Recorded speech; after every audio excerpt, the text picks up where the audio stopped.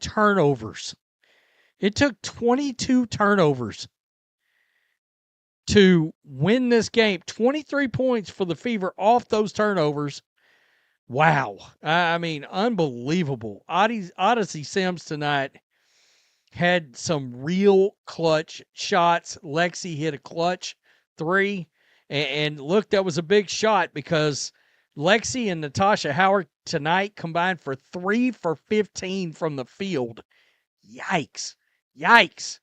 Oh. The Indiana Fever secured a thrilling 1-point victory over the LA Sparks in what proved to be a wild and entertaining contest, particularly during the final period. While the game featured some rough stretches for Indiana, they managed to avoid a season sweep by Los Angeles and claimed a crucial win. The victory came largely thanks to LA's struggles with ball security, as the Sparks committed an astounding 22 turnovers that Indiana converted into 23 points. This turnover margin proved decisive in the narrow outcome. Odyssey Sims delivered several crucial baskets down the stretch, providing the spark Indiana desperately needed. Lexi Hull also connected on a vital three-pointer, despite dealing with visible injuries. Oh, Kelsey, 5 of 14, 35%, 12 points.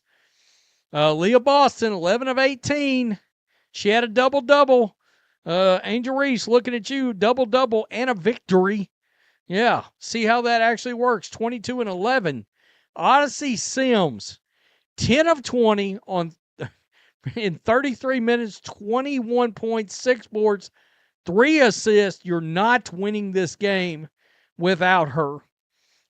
However, both Hull and Natasha Howard struggled offensively, combining for just 3 successful shots on 15 attempts. Kelsey Mitchell managed 12 points on 35% shooting, going 5 for 14 from the field. Leah Boston provided solid production with 22 points and 11 rebounds on efficient 11 of 18 shooting, recording her double-double in the victory. Sims finished with 21 points, 6 rebounds, and 3 assists on 10 of 20 shooting across 33 minutes of action. Her performance was essential to Indiana's success. 2 notable absences from Indiana's rotation raised eyebrows throughout the contest. And I got to tell you, if we would have lost this game, the story of this game would have been the following, and it's still a story.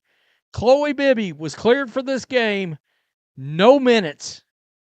Your most athletic player, Michaela Timpson, no minutes in this game at all. I posted online, Chloe Bibby, Michaela Timpson must be in a witness protection program. Oh, boy. A lot of people wondered.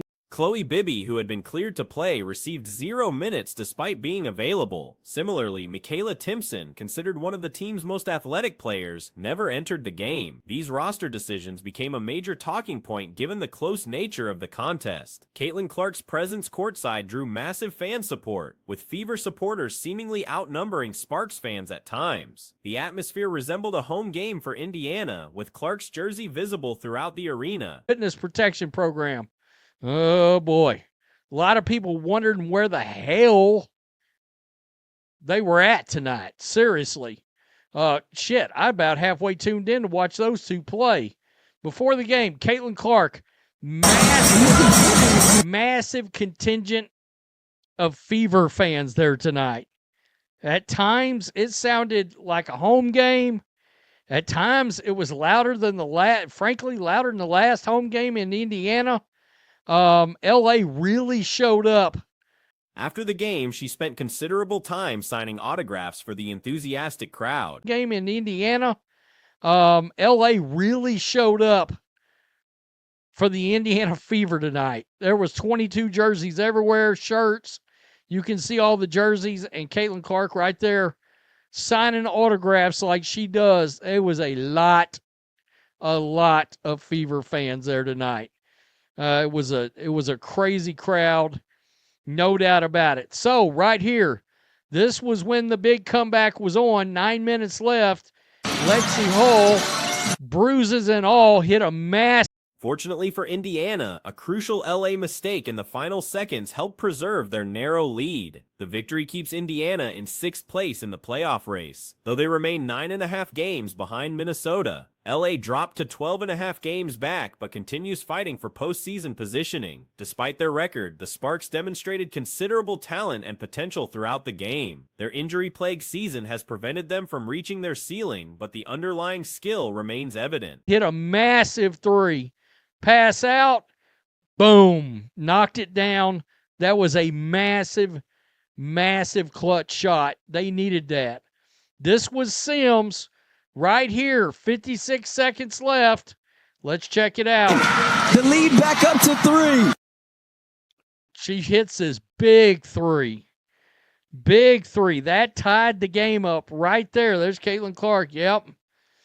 And then this young roster could pose problems for opponents when healthy. Indiana's early offensive explosion produced 31 first-quarter points, though they struggled mightily in the third period when scoring nearly dried up completely. These inconsistent offensive stretches continue plaguing the team under current coaching. The coaching staff's rotation management remains questionable, particularly the decision to keep 2 capable players completely out of a close contest. Both Bibby and Timpson possess skills that could have contributed, yet neither saw any playing time despite the competitive nature of the game.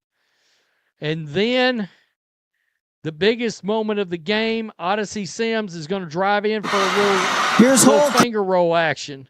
Right here, comes up, pulls up, just a little floater. Just a little floater.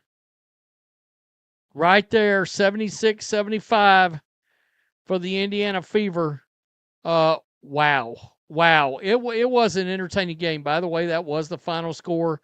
The referees did all they freaking could. Hull's timely three-pointer proved crucial, as did her willingness to play through obvious physical limitations. However, Howard's cold shooting night nearly cost Indiana the victory, highlighting their need for consistent offensive production from multiple sources. This road victory carries significant weight in the playoff chase, demonstrating Indiana's ability to win difficult games away from home. Traveling across the country and securing a narrow victory shows character and resilience. Speculation continues regarding Clark's potential return to action. He did all they freaking could to get this game in the favor and give, I mean, if Kelsey Plum hadn't screwed the pooch and that ball rolled out, I don't know how this game turns out. I really don't. Again, MIA for Michaela Timpson and Chloe Bibby. They have not updated these standings, but I did see them a few minutes ago.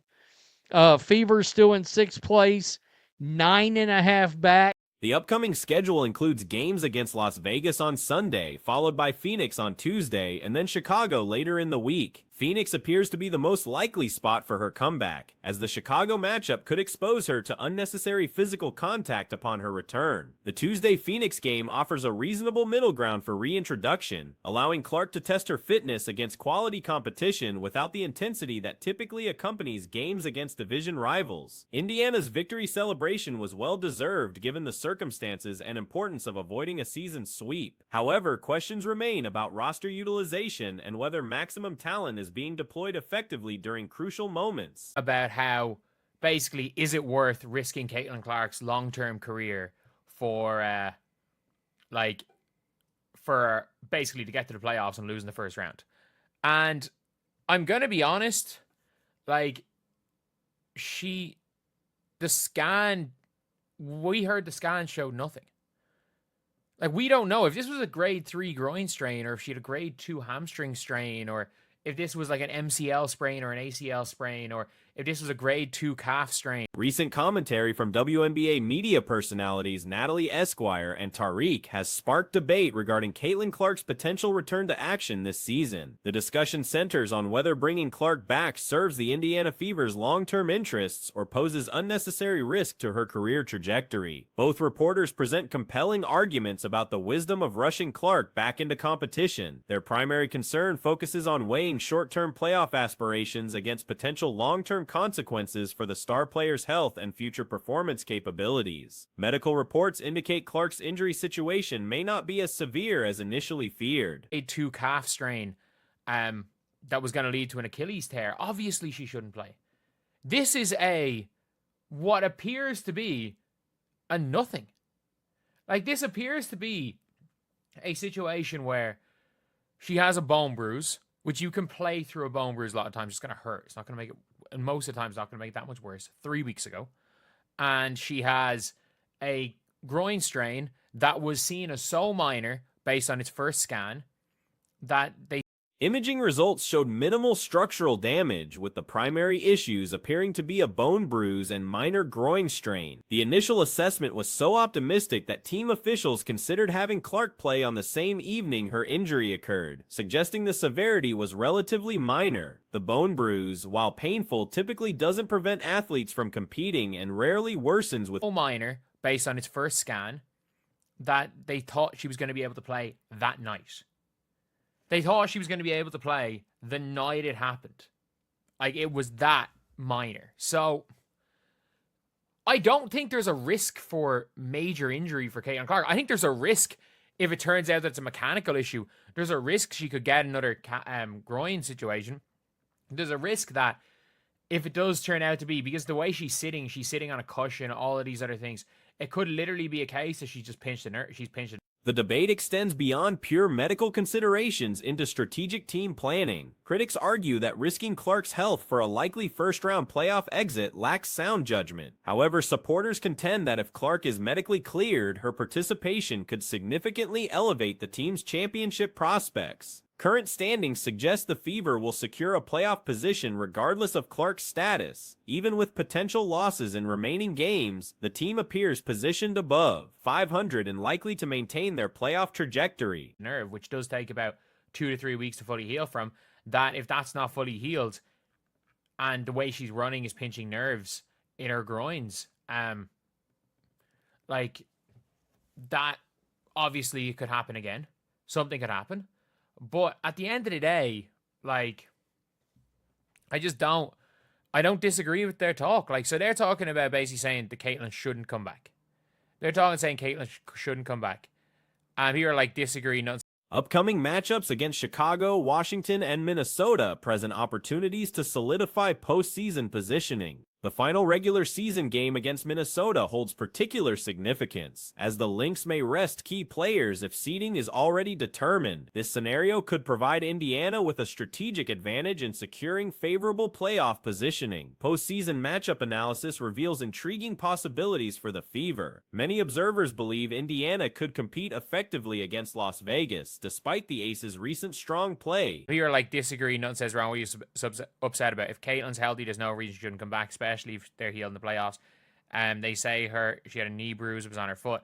I mean, we know when it said bone bruise, knee, ankle, we all know it was something. We all know, like, it doesn't really make that much of a difference if they're slightly wrong. If they're slightly wrong with that. Because the reality is, if we're not talking from a fan perspective, like, these are clearly not Indiana Fever fans. They are just taking their fan hat off. They're going into, sports. Questions about Vegas's depth and overall squad composition suggest potential vulnerability that Indiana could exploit. Phoenix presents another winnable matchup for Indiana, though concerns exist about specific player matchups. However, coaching staff familiarity with key Phoenix players could provide strategic advantages in game planning and preparation. The Atlanta Dream represents perhaps the most favorable potential first-round opponent for Indiana. Stylistic matchups appear to favor the Fever, and many analysts believe this would be Indiana's preferred playoff scenario. Taking their fan hat off, they're going into, sports reporter mode. Let's talk about sports. And for me, anyway, it's a,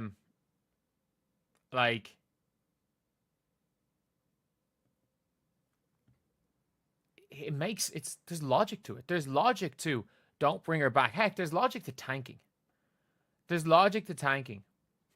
Honestly. Like, there's absolute logic to tanking. Because this is a 4-person draft, and you get the 4th best odds because the Connecticut Sun are... New York presents the most challenging potential matchup, with most observers giving Indiana minimal chances against a fully healthy Liberty squad. The combination of talent, experience, and depth makes New York a formidable opponent for any team. Minnesota emerges as the consensus most difficult matchup for Indiana. The Lynx' combination of veteran leadership, defensive intensity, and playoff experience creates significant challenges for younger teams like the Fever. The upcoming Las Vegas versus Minnesota game on September 4th carries major implications for both MVP voting and playoff seeding. And draft, and you get the fourth best odds because the Connecticut Sun are starting to win games. So, like, you get yourself 15% chance of number one, but they're not going to do that. They're going to be in the playoffs. They beat the Storm. Even if they lose their next 3 games, which I think they're going to go 1-2, they're still above 500. And then going into Sky, Mystics, and a Lynx team who are going to play Anastasia Kosu 30 minutes in the last game of the season. Like, if we need to beat the Lynx to make the playoffs, we're beating the Lynx to make the playoffs. It's as simple as that. It is as simple as that. The outcome could significantly impact how the postseason bracket develops and which teams Indiana might face in early rounds. Despite various matchup concerns, many believe Clark's return would transform Indiana from playoff participant to legitimate championship contender. Her presence fundamentally alters team dynamics and creates offensive capabilities that make the Fever dangerous against any opponent. The risk-reward calculation becomes clearer when considering Indiana's playoff positioning is likely secure. Rather than debating whether to make the playoffs, the question becomes whether to compete for a championship or settle for a participation trophy. It's as simple as that. It is as simple as that. Like, they're going to be in the playoffs, and hopefully you get them. Hopefully we end up getting them, or we get to the 6-7 seed, because I think the Fever can beat the Aces. As much form as the Aces are in, I understand you can roll going into the playoffs, and it is about peaking at the right time. But, like, when it comes to the Aces, Clark's return would generate significant excitement and momentum heading into the postseason regardless of ultimate results. Her presence alone elevates both team confidence and fan engagement, creating intangible benefits beyond pure basketball considerations. Strategic tanking discussions have emerged, given the quality of the upcoming draft class. However, with Connecticut's recent winning streak, Indiana's draft positioning wouldn't improve dramatically enough to justify abandoning playoff aspirations. Current roster construction suggests Indiana has enough talent to compete with most teams, but Clark's unique skill set and leadership provide the difference-making elements needed for deep playoff runs.